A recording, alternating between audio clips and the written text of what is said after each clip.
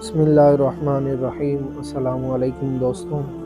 لوگ تاج محل کو محبت کی علامت قرار دیتے ہیں، مگر یقین کریں کہ عثمانی دور میں مسجد نبوی صلی اللہ علیہ وسلم کی تعمیرات کی دنیا میں محبت اور عقیدت کی معراج ہے۔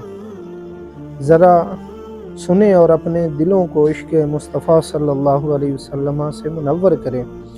ترکوں نے جب مسجد نبوی کی تعمیر کا ارادہ کیا تو انہوں نے اپنے وسیع عریض ریاست میں اعلان کیا کہ انہیں عمارت سازی سے متعلق فنون کے ماہرین درکار ہیں۔ اعلان کرنے کی دیر تھی کہ ہر علم کے مانے ہوئے لوگوں نے اپنی خدمات پیش کی۔ سلطان کے حکم سے استنبول کے باہر ایک شہر بسایا گیا، جس میں اطراف عالم سے آنے والے ان ماہرین کو الگ الگ محلوں میں بسایا گیا۔ اس کے بعد عقیدت اور حیرت کا ایک باب شروع ہوا جس کی نظیر ملنا مشکل ہے۔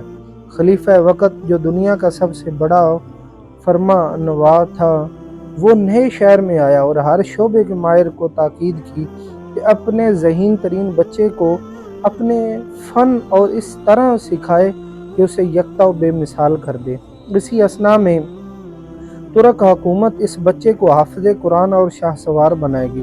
دنیا کی تاریخ کا یہ عجیب و غریب منصوبہ کئی سال جاری رہا۔ 25 سال بعد نوجوانوں کی ایک ایسی جماعت تیار ہوئی جو نہ صرف اپنے شعبے میں یکتا و روزگار تھے، بلکہ ہر شخص حافظ قرآن اور باعمل مسلمان بھی تھا۔ یہ لگ بھگ 500 لوگ تھے۔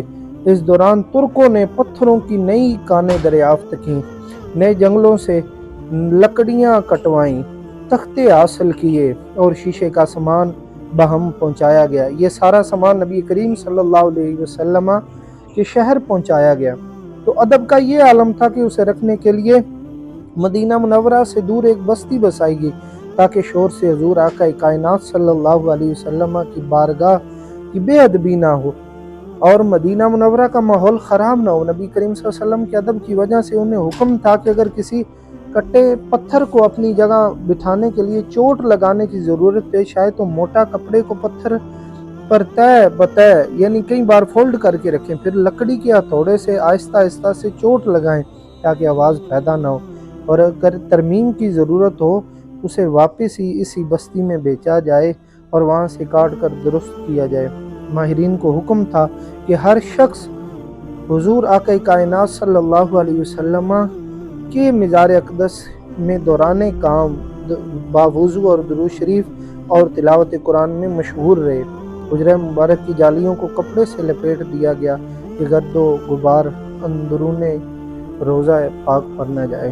اس جیسی محبت کی مثال دنیا میں کہیں نہیں ملتی۔ اگر تو آپ کو میری یہ ویڈیو اچھی لگی تو اسے لائک کریں، شیئر کریں، کمنٹس کریں اور اپنے دوستوں سے شیئر بھی کریں۔